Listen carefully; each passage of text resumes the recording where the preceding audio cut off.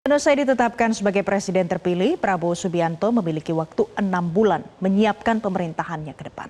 Konsolidasi politik dengan partai-partai politik di luar pendukung disebut menjadi bagian dari rencana Prabowo untuk menyusun koalisi kuat. Dan bagaimana respon warganet pasca penetapan kemarin? Untuk pembahasan lebih lanjut sudah bergabung bersama kami melalui sambungan Zoom. Ada Direktur Eksekutif The Political Literacy, Gun-Gun Herianto, dan juga ada founder Drone Emprit, ada Ismail Fahmi. Mas Gun-Gun, Mas Ismail, selamat pagi. Selamat pagi. Saya mau ke Mas Gun-Gun terlebih dahulu. Mas Gun-Gun, ini kalau kita lihat kan gestur para politisi ini yang pastinya diperhatikan, kemudian diterjemahkan oleh publik. Kemarin kita lihat Anies Gus Imin akrab sekali dengan Prabowo Gibran pada saat di rapat pleno KPU, tapi pada saat Ganjar Mahfud punya excuse untuk tidak datang di KPU, ada sinyal apa yang bisa ditangkap oleh masyarakat, Mas Gun-Gun? Ya, ini menurut saya sinyal ya, proses komunikasi politik yang terbangun dan sekaligus relasi kuasa yang terbangun di antara pasangan capres-cawapres terpilih itu dengan kompetitor di Pilpres kemarin. Saya melihat posisi Pak Anies dan Pak Muhaimin itu jauh lebih fleksibel, dimulai dari misalnya partai pendukungnya. Contoh misalnya Partai Nasdem yang dari awal itu membuka ruang dialog ya dengan Pak Prabowo, dan pernyataan-pernyataan eksplisit di muka publik itu menjadi sinyal bahwa membuka ruang komunikasi politik yang memungkinkan lebih intens pasca penetapan, dan kehadiran Pak Anies ya dan Muhaimin sekaligus juga kunjungan Pak Prabowo ke DPP Partai PKB itu menurut saya menjadi semakin meneguhkan, meresonansikan ya pesan bahwa ada kemungkinan rekonsiliasi secara politik ya dalam konteks proses transisi kekuasaan ya pasca Jokowi ke Pak Prabowo, dan itu dimulai dengan komunikasi untuk membangun potensi koalisi pembentukan pemerintahan. Ya, saya melihat konteksnya seperti itu. Nah, ketidakhadiran itu juga jadi pesan bahwa memang relasi uh, Prabowo dan Mas Gibran dengan PD Perjuangan itu mengalami hambatan, terutama misalnya bisa kita lihat dari pernyataan-pernyataan verbal ya di beragam kanal komunikasi warga termasuk media mainstream. Itu elit PD Perjuangan kan masih uh, belum bulat proses penerimaan terhadap penetapan capres-cawapres terpilih ini. Contoh misalnya masih ada kemungkinan legal standing di PT UN. Kemudian juga ketidakhadiran kemarin itu bisa menjadi ekspresi simbolik yang jauh lebih eksplisit bahwa ada memang gap ya komunikasi politik ya di antara PD Perjuangan dalam konteks ini terrepresentasi dari pernyataan verbal dan non verbalnya. Misalnya non verbal itu ketidakhadiran ya, lebih memilih aktivitas pribadi ya, waktu itu Pak Ganjar main sepeda dengan istri ya, dibanding kemudian hadir di panggung yang disediakan oleh KPU. Dan ini menurut saya impression management juga ya, manajemen kesan bahwa mau seperti apa dikesankan ketika misalnya ada jabat tangan, ada kemudian komunikasi hubungan antar pribadi yang dieksplisitkan di muka publik, berarti kan ada bandul politik yang kemungkinan mengarah ke positif atau negatif. Nah, kalau hadir ya tentu berupaya untuk membangun ya, impresi positif. Ketidakhadiran bisa kita baca juga sebagai kemungkinan membangun impresi hubungan politik yang tidak baik-baik saja, begitu kira-kira Mbak Fal. Ya. Jadi kalau kita lihat ada korelasinya dengan hubungan dengan PDIP begitu ya. Nah, salah satu yang juga menarik adalah Mas Gun-Gun, kemarin Prabowo Subianto bertemu dengan Ketua Umum PKB Muhaimin Iskandar, dan itu langsung setelah selesai dari KPU. Kemudian di Nasdem Tower juga ada pertemuan petinggi parpol di sana. Kalau kita melihat pertemuan-pertemuan ini dilakukan pasca rapat pleno di KPU itu, apakah ini sinyal positif kalau sekarang situasinya damai, terkontrol, kemudian cenderung untuk membangun ke depannya, bukan panas-panasan lagi soal Pilpres? Ya, memang ada momentum yang perlu ya dijadikan prakondisi untuk pembentukan pemerintahan gitu ya, yaitu situasi yang jauh lebih kondusif. Di satu sisi pertarungan itu memang akan mengeras ya pada tahapan-tahapan tertentu, misalnya pada saat masa kampanye, pada saat pencoblosan, kemudian persengketaan hasil pemilu. Tetapi kemudian karena kita sudah bersepakat dengan sistem demokrasi, kan selain sistem demokratik ya, itu kan ada yang disebut dengan etos demokratik ya.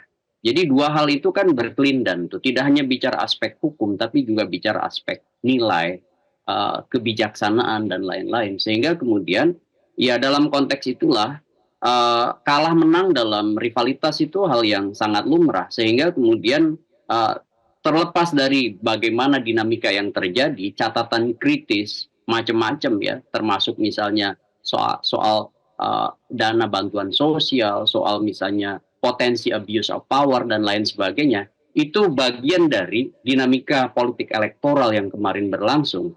Dan saya kira bagus menjadi catatan untuk perbaikan-perbaikan saat ini dan ke depan. Sekaligus menurut saya presiden terpilih dan wakil presiden terpilih itu perlu kemudian menunjukkan ya sinyal awal yang positif bahwa proses-proses saat ini dan ke depan kita tidak memutar arus sejarah gitu pada otoritarianisme, tetapi lebih pada keterbukaan. Dan salah satu prasyarat keterbukaan itu kan membangun komunikasi yang jauh lebih terbuka dan jauh lebih produktif pada seluruh stakeholder demokrasi. Dan kalau kita bicara misalnya sekarang ya, posisi Pak Prabowo Gibran, menurut saya memang potensinya masih riskan. Sebagai presiden dan wakil presiden terpilih, dukungan politik kalau kita bicara 8 partai yang akan menghuni DPR RI ya periode 2024-2029 dengan 3 partai utama ya yang menjadi penyokong, Partai Golkar, kemudian Partai Demokrat dan Partai Amanat Nasional, itu kan hanya mengantongi perolehan suara 43,17%. Kalau kemudian kita lihat betul bahwa perolehan suara Prabowo Gibran itu 58%, tetapi kan eksekutif terbentuk nanti ada relasi kuasanya dengan DPR RI. Sehingga disitulah komunikasi politik dengan mitra atau potensi mitra-mitra baru yang akan kemudian diajak bergabung dalam koalisi pemerintahan ke depan itu menjadi sangat strategis bagi Prabowo Gibran. Contoh misalnya, posisi minimum ya kan 50% lebih kalau misalnya sebut aja misalnya memperoleh dukungan dari Partai Nasdem 9,66%, perolehan suara Partai Nasdem di pemilu kemarin itu kan cukup memberi misalnya potensi kemungkinan Prabowo kemudian bisa menjalankan paling tidak ya sumber daya politiknya di awal-awal pemerintahan, termasuk apalagi kalau misalnya PKB bisa masuk dengan 10% sekian perolehan suara PKB, itu tentu menjadi sumber daya politik yang diharapkan oleh Prabowo menjadi bagian dari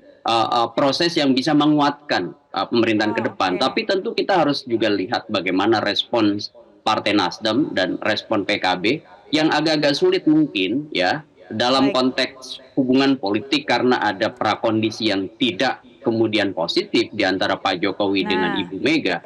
Saya lihat barrier-nya itu ada pada relasi kuasa politik Ibu Megawati dengan Pak Jokowi. Sehingga ini bisa menjadi barrier to entry untuk kemudian masuknya PDI Perjuangan menjadi bagian dari koalisi dalam itu juga yang jadi pertanyaan Mas. Sejauh ini kita lihat ada banyak pertemuan, mulai dari Nasdem melakukan pertemuan, ada banyak pertemuan di Nasdem Tower, dan juga Prabowo Subianto juga merangkul kiri dan kanan, tapi belum ada pernyataan akan menjadi koalisi sama sekali. Kalau menurut Anda, apakah nanti akan ada oposisi? Saya menduga dan ini tentu juga sekaligus menjadi harapan dan tadi bersepakat dengan beberapa bagian pernyataan Mas Ismail Fahmi bahwa oposisi itu sangat penting. Oke, kalau tidak mau menyebut kata oposisi, kekuatan penyeimbang gitu ya, itu menjadi sangat penting. Dan kalau kenapa partai-partai belum mengeksplisitkan posisi, yaitu menurut saya soal momentum dan soal strategi jelang renegosiasi dengan para pihak. Itu bagian dari ZOPA atau Zone of Possible Agreement menurut saya. Jadi itu soal strategi aja. Nanti pasti akan mengeksplisitkan. Tetapi kita berharap PDI Perjuangan itu berada di luar kekuasaan. Kenapa? Karena apa? Ini juga dibutuhkan dalam konteks demokrasi kita. PD Perjuangan punya pengalaman ya sangat kuat sebagai kelompok di luar pemerintahan 10 tahun di era Pak SBY. Kemudian juga perolehan suara PD Perjuangan di pemilu 2024 itu luar biasa sebagai pemenang pemilu legislatif dengan 25 jutaan lebih. Begitu 16,72% itu kan perolehan suara yang akan menjadi modal signifikan bagi kanalisasi suara berbeda dengan rezim berkuasa.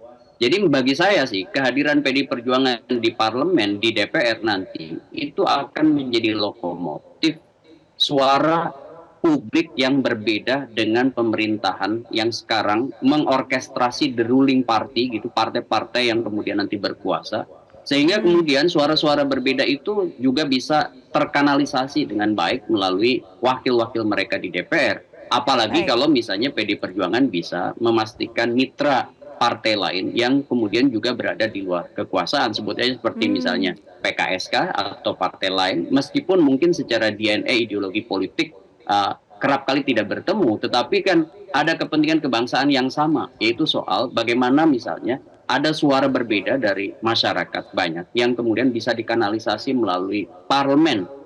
Dan bagi saya ini penting sekali Mbak Vale, ya, bagi demokrasi kita. Dengan situasi yang jauh lebih adem ini, apakah ini indikasi ada kedewasaan berpolitik yang lebih baik lagi di kalangan elit parpol atau karena apa? Ya begini, setiap kontestasi itu pasti kekecewaan itu akan ada dan itu harus posisikan sebagai fakta sosial ya. Namanya cognitive dissonance ya, keberbedaan antara apa yang dipikirkan dan apa yang dirasakan oleh masyarakat itu pasti ada. Kalau elit menerima bisa karena kedewasaan, bisa karena ada kepentingan yang disebut dengan keuntungan dalam kekuasaan. Kan bisa saja demikian. Tidak harus selalu hal-hal ideal, tapi juga hal-hal pragmatis yang menyebabkan kemudian posisi-posisi politik itu bisa berubah seiring dengan bandul politik yang berkembang. Contoh misalnya bagaimanapun sekarang mau nggak mau, suka nggak suka, Pak Prabowo sudah ditetapkan sebagai presiden dan Mas Gibran sebagai wakil presiden terpilih, dan sehingga kemudian posisi-posisi politik bagi partai-partai menjadi penting untuk kemudian menentukan apakah mereka menjadi bagian dari line up kekuasaan ke depan atau tidak. Sehingga bisa jadi faktor ideal, misalnya soal tadi ya, bagaimana kedewasaan politik menyikapi pertarungan atau rivalitas, itu bisa ada. Tetapi kemudian bisa juga hal yang sangat praktis, pragmatis, contohnya soal bicara soal apakah kemudian terakomodir ya dalam skema power sharing dalam bagi-bagi kekuasaan ke depan. Sehingga kemudian bisa ada proses yang berubah dari para elit. Tetapi saya melihat bahwa yang harus diapresiasi dari perjalanan politik elektoral kita adalah tidak adanya ekspresi anarkisme yang meluas begitu di kalangan masyarakat. Ini harus disyukuri. Kenapa? Karena berarti kita bisa menyikapi pemilu meskipun sangat keras di pertarungan elit, tetapi warga masyarakat sudah mulai bisa menyikapi kegundahan, kecemasan, kekecewaan itu melalui penghormatan atas instrumen-instrumen demokrasi, yaitu hukum. Begitu. Jadi yang dewasa berpolitik tidak hanya elit-elit partai politik saja, tapi ternyata sampai ke akar rumput, sampai ke masyarakat gitu ya. Terima kasih Direktur Eksekutif di Political Literacy, Mas Gun-Gun Herianto. Terima kasih founder Drone Emprit, Mas Ismail Fahmi sudah bergabung bersama kami pagi hari ini di Selamat Pagi Indonesia.